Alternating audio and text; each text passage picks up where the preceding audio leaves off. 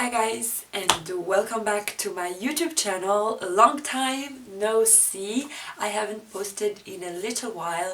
I am so sorry. I had to do stuff for university and then I did quite some traveling, so I was moving around a lot. First of all, Ramadan Karim to all of you guys, all of you that are fasting and are following me. I hope you are finding some peace and quiet in this holy month and that you're taking some time to reflect and meditate and focus on what really matters, because that's really the point, isn't it? So without any further ado, we're gonna get into the video today. Today I'm filming a super overdue Q&A. I've asked you a couple of months ago, I think it was in 2018, I don't know, on Instagram to ask me anything concerning books or reading that you would like to know about me, and yeah, you've asked me a couple of questions. I have them on my phone. I've been having them for a while now. I actually did film this video before, but I didn't like it or how it turned. The lighting was really weird. The editing did not work as it should have. And yeah, I ended up just dismissing it, and now I'm filming another one. The light is actually quite cool today. Okay, there's so much rumbling already, so I'm just gonna get into the questions because there are a few. What makes reading for you so fascinating? Oh my god. This question is really an interesting one because I do find reading super fascinating. I'm still to this day super fascinated at what a person can just sit and create. Basically, reading is diving into a world that is fully made up by the mind of another person, and for that while you're reading that book, you're completely immersed into their mind, whether be it non-fiction or fiction. You are in both ways embodying another person and being in their consciousness for that while and see the world through their eyes. And for me, this is just crazy because you gain so much in perspective, and it's such a fascinating thing to be able to live so many little lives and see lives from so many different angles, because the moment you start reading a book, you're not you anymore and you're not existing really in your consciousness fully, you're existing in somebody else's, and then after you're done reading, you reflect on that. And I just think that that's one of my favorite things about reading. It literally gives you the opportunity to fully see what other people are inside of their head and how they feel, and I think that's just amazing. And of course I'm not talking about also the actual fact of writing and putting words together and creating absolutely amazing words from just putting words together in all languages. I feel that writers are magicians and fairies and angels and whatever you want them to be, because they have this power of creating things, making up people, making up stories that take you somewhere and make you feel something and just make you question yourself so much. And whenever I open a book, I dive into somebody else's world, and I think that this is absolutely amazing. So, yeah. Okay, so this is the entire thing. Hi Sophia, I love you so much. I love you too. And I want to ask you about your favorite book so far. I've already said this a couple of times. It's always changing as I keep reading, the books changed, but there is one book that to this day is still one of my favorite, and just stood the test of time. This is Le Grand Môle by Alain Fournier, and I already spoke about it before, so I'm not going to go too much into the details. However, this year and last year especially and last year I've read some books that were really great and amazing, and now they're kind of tying up with Le Grand Môle. I have two of them here. It's A Movable Feast by Ernest Hemingway. This is definitely in my top 3. Yeah, actually that's my top 3. There's Le Grand Môle, The Movable Feast, and then a book that I read this year, and it's Just Kids by Patti Smith. I think this one has become one of my all-time favorites, if not tight with Le Grand Môle. I love this book so much, and I have a full review on it that you can find either here on the screen or in the description box, and you can really have an idea about how this book made me feel. I cried so much, and you actually can see a clip of me crying in the video. Third one, how do you find time for reading books? And so I think that this comes definitely with habit. When you get yourself into the habit of reading, you will definitely find time to read. But what I do typically is that I sit and read for 20 minutes. I have a wholly 20 minutes during the day, whether be it after I wake up or before I go to bed, or separated throughout the day, like 5 minutes during lunch, 5 minutes in the morning, 5 minutes at night, where I read. So I have to read these 20 minutes. Obviously, sometimes I work more, I read much more when I wake up and it's a Sunday and I just want to read, so I can just sit there and read for 4 hours when I have nothing to do. But also, I am super lucky because I have such a long commute to work. The place where I work, the place where I live is a bit outside of Munich, so it's a commute of 20 minutes to the city center, and then I have another 20 minutes to get to where I work from there. So it takes me quite a while, and there's no better time to read than in public transportation. And that's when I do most of my reading now, and especially during the week when I don't really have time, as I said, to cuddle up with a book and read just like in the weekend. So if you're commuting, taking the tram or the train, definitely use that time to read, because it's such a valuable time, and you can definitely feel that you're going to be reading so much more and so much faster if you use your commuting time to read. So that's how I personally incorporate reading so much into my week that can get busy with work and university, just like it's the case for most of you, I would say. Okay, the next question says, where did you buy your books when you used to live in Morocco, Rabat more specifically? Yes, I love you. I love you too.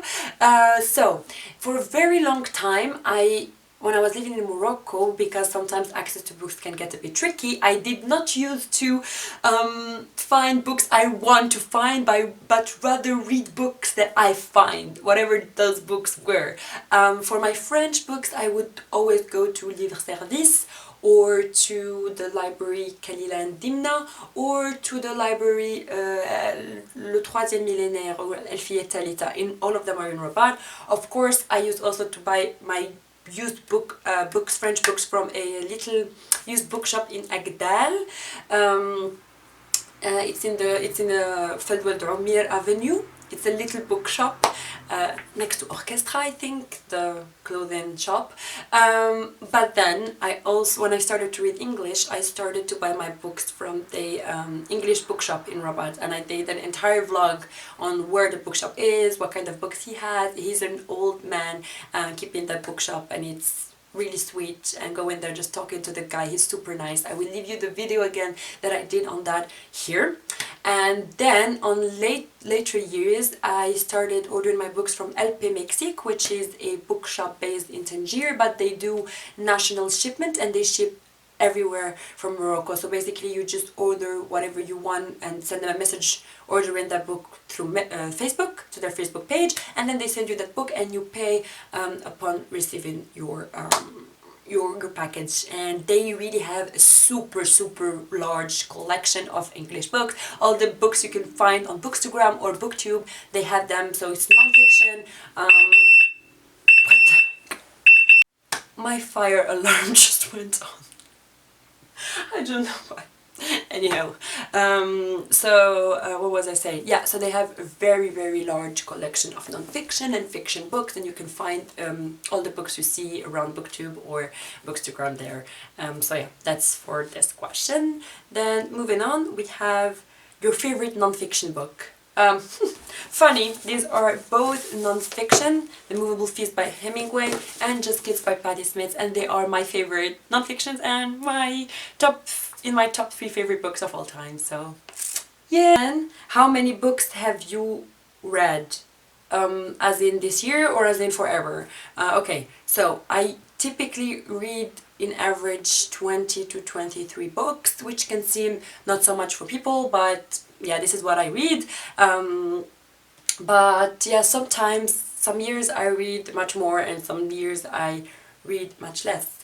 But this year I think I have 30 for my Goodreads challenge. That's like around 2 books or more per month, which I think is reasonable, especially with my lifestyle and the way I live. So yeah, because you have to really set goals that match your very own lifestyle. But maybe I will read more, because I think I'm reading quite fast, so we'll see. This year maybe it's a lot. So the next question is how reading English books became a habit for you. It all started when I started university. So in high school, I used to only read in French. Then I started university where all my studies were in English, as you guys know, and that's when I realized that I really have to improve my English, and I started reading books. And then I realized I really enjoyed English books, and that a lot of people in this planet write in English, whether English is their first language or no, but a lot of people write in English, and you can access so many more books if you read in English, because obviously you can access translated works, and most of the non-English originally published books get translated to English at some point, and then you can read from different literature throughout the world, because read in English, and sometimes the books don't get translated to Arabic necessarily or French, but they get for sure translated to English, and that's really cool because you can read so much more. Another question said, does books change your life? Oh, sweetie, yes they do. They definitely do it. In many ways, they do it as in they change the way you live, because people that read definitely live very differently in many ways. I mean, we know it by now, science has proven it, but I'm gonna say it anyways. Reading does teach you discipline, does teach you how to focus. You really start focusing so much more. It does teach you many other things that you can incorporate into your life as in a habit, like how to focus more, how to be disciplined more, how to sit and listen to your ideas in your head and learn how to be quick at analyzing things that go through your head, or how to analyze things very throughoutly and very slow. All of these things you get from reading books, but there's one thing that, or many more things to it, obviously, from reading all genre of books, non-fiction, fiction, whatever you want. It does teach you empathy for sure, because you start seeing the world from so many different angles and you understand people you are interacting with. Compassion also, for sure, you start understanding more why people do what they do, and of course it just tells you that there is so much more to what you're used to see, to your comfort zone, that there are lands and people and things happening in this vast large world of ours, and it gives you the will to go and explore those things. So read your books, kids, read your books. Someone is asking me what is your ta lecture du moment, your current read. Oh, I am currently reading the American classic A Tree Grows in Brooklyn by Bessie Smith, and I will give you more details about it when I am done, and I'm maybe halfway through.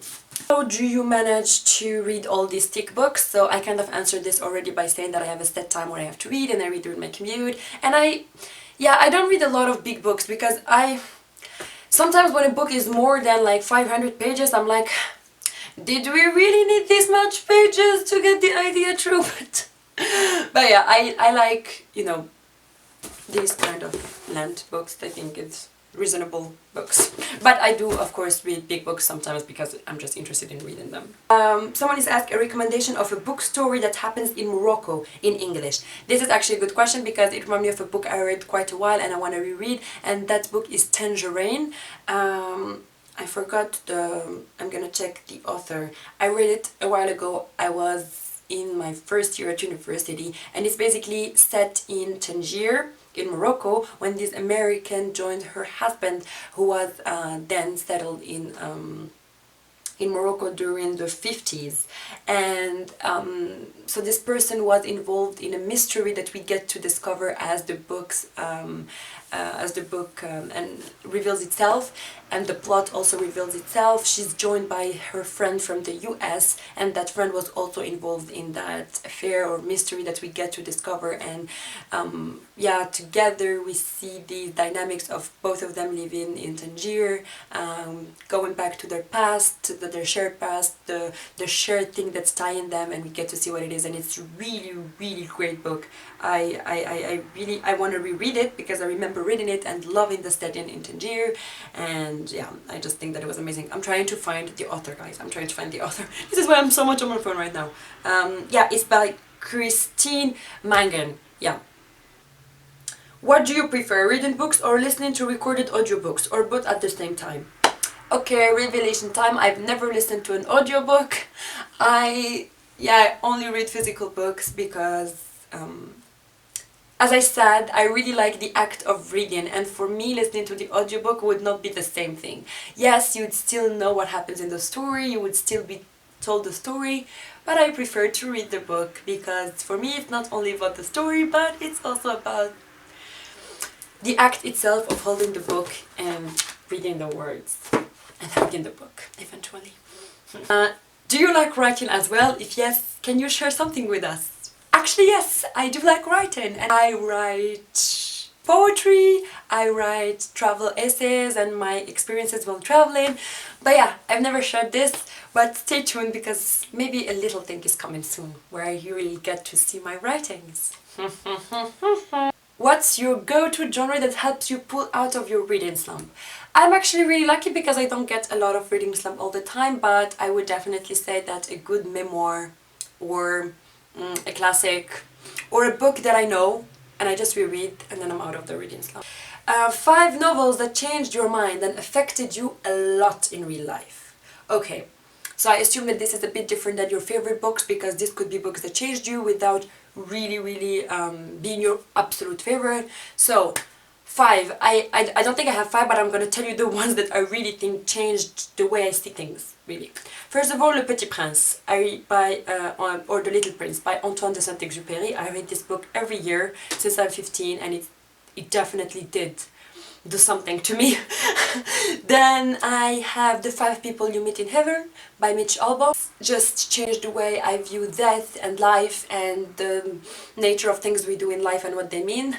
There's also My Camera Died, a lot of things going on.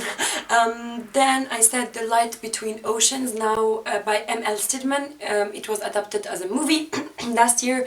That one definitely challenged how I view bad and good and how I view people doing bad things or people doing good things. That's just, it was so, yeah, that book is great, guys, you go read it.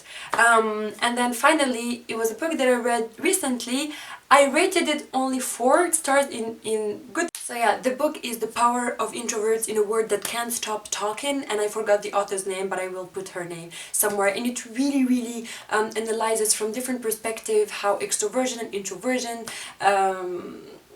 are seen among us and in society, and because I consider myself a heavy introvert, it was really interesting having this insight. It is a non-fiction. So yeah, those are the books that I think changed the way I see things, and these are my answers to your questions. My camera is literally giving me signals that it's gonna die any second, so I'm gonna speed through this. And don't forget to subscribe to my channel if you like what I'm giving you and my content, and to follow me on Instagram, and yeah, to leave me your comments about anything you might want to say. Free speech, open speech. I love you very much, guys. Thank you for your ongoing support, and I will see you on my next video. Bye.